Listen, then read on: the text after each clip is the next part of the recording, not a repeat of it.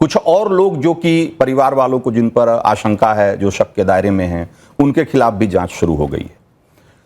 फिर भी डॉक्टर्स अभी भी पूरे देश भर में एजिटेट कर रहे हैं, क्या, क्यों, आखिर क्यों? थैंक यू रंजीत जी।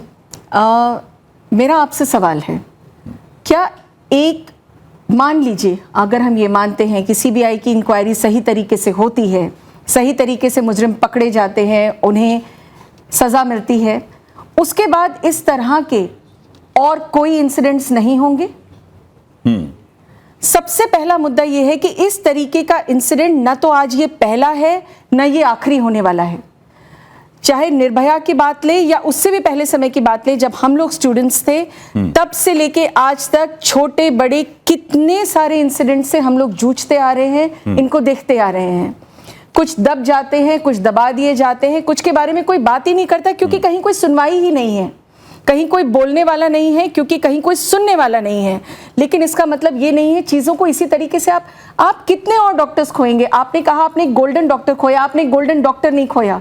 आज इस बात को समझने की जरूरत है कि वो एक डॉक्टर कितनी जानें और बचा सकती थी। आपने वो सारी गोल्डन जानें खो दी। एक डॉक्टर बनने में सालों का परिश्रम नहीं लगता, सालों का परिश्रम लगता है, पसीना बहता है, वो दिन रात एक करके इस लेवल पे आते हैं कि वो लोगों की जान बचाने के लिए सक्षम हो सके। एक डॉक्टर की जान भी जाती है, उसके पीछे न जाने कितनी जानें जो वो बचा सकती थी वो चली गई। क्या इसके बाद ये सिलसिला यहां थम जाएगा? क्या ये रुक जाएगा?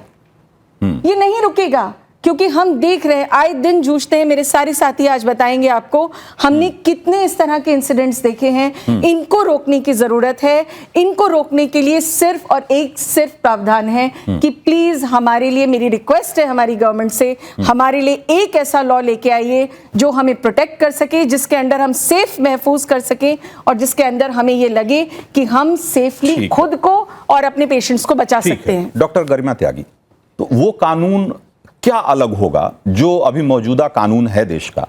वो क्यों डॉक्टरों की सुरक्षा नहीं कर पा रहा? और जो जिस नए कानून की आप मांग कर रही हैं उसके आ जाने भर से कानून तो देश में, मुझे लगता है कि निर्भया कांड के बाद हमें पता है कि रेप को लेकर के, मर्डर को लेकर के और किस तरह के स्ट्रिंजेंट लॉ बनाए जा चुके हैं, बावजूद इसके घटनाएं नहीं रुक रही हैं। तो अब उसमें क्या आप लोगों की मांग है? देखिए रंजीत जी, सबसे पहले धन्यवाद आपका, और इस मीडिया के थ्रू और आपके चैनल के थ्रू हमारी बातें रखी जाएं प्रॉपरली। कानून बनना और कानून का इम्प्लीमेंट होना, दोनों में बहुत जमीन आसमान का फर्क है।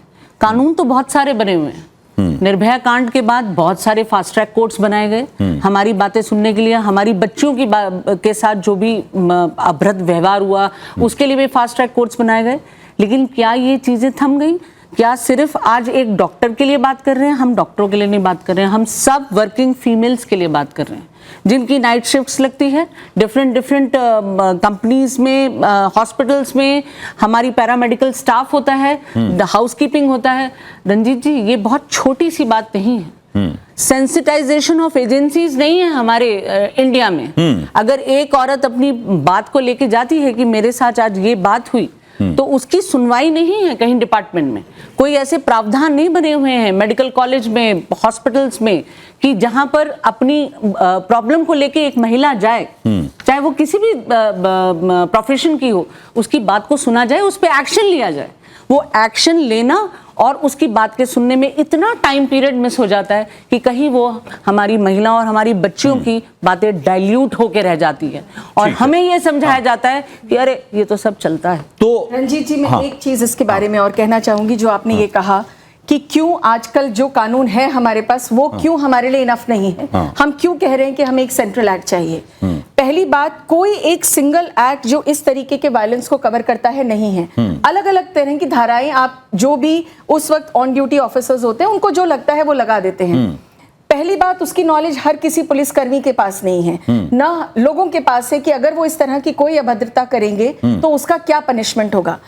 उसके अलावा जो सबसे इंपॉर्टेंट बात यह है कि जो अलग अलग स्टेट्स हैं उनके अंदर कुछ कुछ लॉज बने हुए हैं। हमारे 15 स्टेट्स और यूनियन टेरिटरीज हैं जिनके अंदर इस तरह के कुछ लॉज हैं जिसके अंदर आप एक मेडिकल प्रोफेशनल के साथ यदि कोई दुर्व्यवहार करेंगे तो उसके ऊपर आपका क्या एक्शन होगा।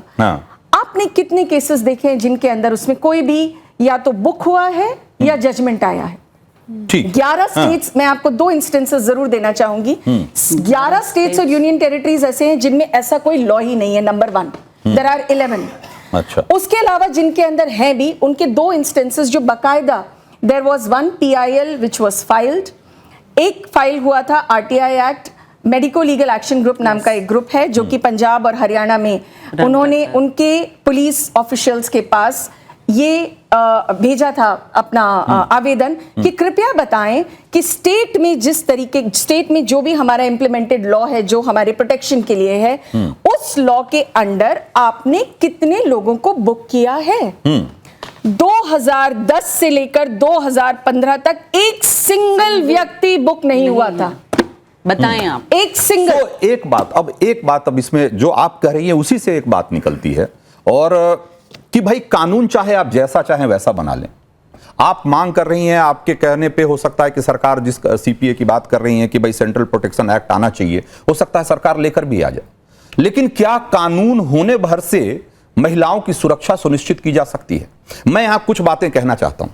आप देखिए कि जिस ट्रेनी डॉक्टर के साथ घटना हुई, जिसके साथ दरिंदगी हुई, उसके बाद सरकार का, पुलिस का, प्रशासन का रवैया देखिए। भाई अगर सरकार और प्रशासन ये तय कर ले कि एक रेप और मर्डर की घटना को सुसाइड साबित करना है, वो तय कर ले कि सारे सबूत मिटा देने हैं, वो तय कर ले कि चाहे जो हो इसे इंसाफ नहीं हम इसमें होने देंगे, तो कुछ भी कर सकती है। बाकी लोग जो हमारे पैनलिस्ट यहां पर और हमारे दर्शक दीर्घा में बैठे हुए डॉक्टर्स हैं, मैं उनसे पूछना चाहता हूं कि अगर कोई सरकार, कोई प्रशासन अगर ये आमादा हो इस बात पे कि वो किसी बेटी को इंसाफ नहीं देने देगी, बेटी के साथ इंसाफ नहीं होने देगी, तो क्या उसे रोका जा सकता है किसी कानून के जरिए? 2-3 बातें मैं कहना चाहूंगा। हाँ। एक तो हमारे यहाँ का एलोपैथी में ट्रेंड कोई इंटर्न भी इस तरह की मूर्खतापूर्ण बात नहीं कह सकता उस इंसिडेंस के तुरंत बाद कि इसने सुसाइड किया है, जो कि प्रिंसिपल ने बोला। तो या तो वो क्वालिफाइड प्रिंसिपल नहीं है, क्वालिफिकेशन नहीं है, मूर्ख है, या फिर वो एज ए कैडर बैठा है, वो एज ए प्रिंसिपल नहीं बैठा। I doubt his qualification, his intention, his medical degree and his ethics, everything. I doubt उसने पहला क्रिमिनल काम जो किया है वो पशुओं का साथ देना काम किया है। तो मुझे लगता है पशुओं का डॉक्टर तो हो सकता है, इंसानों का डॉक्टर ऐसी बात नहीं कहेगा। किसी इंटर्न से पूछ के देखिएगा आप उस इंसिडेंस को, उस घटना को देखते हुए जिसकी पहलू से फैली पड़ी है, कोई इंटर्न भी इतनी बड़ी गलती नहीं कर सकता निश्चित रूप से। केस सुसाइड है उसी फ्लोर पर, वहीं का वहीं, ऐसा नहीं कि बहुत ऊपर से कोई बॉडी गिरी हो तो कह दिया हो, गलती से कह दिया हो, नहीं, इंटेंशनली। दूसरी बात, बहुत सारे कॉलेजेस में ऐसा माहौल है कि आप यदि किसी पार्टी के कैडर नहीं हो तो आपके लिए सर्वाइव करना बहुत मुश्किल है। मेरे 1-2 रिश्तेदार वहां गए एजुकेशन लेने, उन्होंने लौट के ये बताया कि मामा जी वहां तो नहीं भेजना किसी को, या जाना है तो इस एडमिशन से जाए कि कुछ ना कुछ के साथ आपको ज्वाइन करना पड़ेगा, आप न्यूट्रल रहते हुए वहां अपनी पढ़ाई नहीं कर सकते। ऐसा वहां का है, हम सभी लोग जानते हैं। तीसरी बात, उन्हीं प्रिंसिपल महोदय को उन्होंने रिजाइन किया या करवाया गया, तुरंत उनको बढ़िया बेटर मेडिकल कॉलेज में पोस्टिंग दे दी गई। तो जिन्होंने पाशविकता की उनको तो हमें पता नहीं है, लेकिन जो बचा रहा है वो तो हमें दिख रहा है। तो वो तो उनके जाने के बीच के मार्ग में तो वो प्रिंसिपल पढ़ रहे हैं, प्रिंसिपल महोदय पढ़ रहे हैं। तो हमारा सबसे बड़ा गुस्सा तो आज की डेट में उनके खिलाफ है, उनके ऊपर जो भी हाथ रहे होंगे, लेकिन प्राइमा फेसी तो वो साफ साफ दिख रहा है कि वो पशुओं के डॉक्टर नहीं, इंसानों के डॉक्टर नहीं है।